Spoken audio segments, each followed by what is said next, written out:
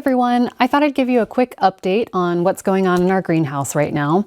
So we've put most of the raised beds in here to sleep for the winter. We have a few of our really cold hardy plants left for salads and stir fries, but we're basically transitioning to shut the heater off for the season.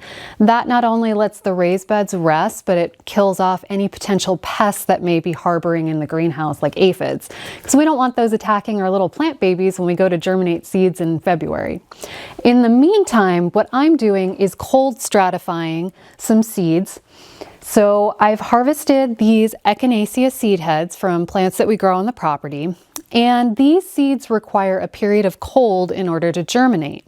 Now you can accomplish this one of two ways. You can either take the seeds and put them in a damp paper towel and store it in a Ziploc bag in the fridge for a few weeks, or you can do what I'm doing, where I basically have a seed tray that I filled with potting soil, and I've planted these seeds within the soil, and then I dampen the soil, and I'm going to let this sit in the unheated greenhouse for about a month. And then when it comes time to turn our greenhouse heater back on, when we start germinating in the spring, these will be ready to germinate on their own. And then I'll basically carefully pull them up and put them in a soil block, and they'll be available for purchase later this year.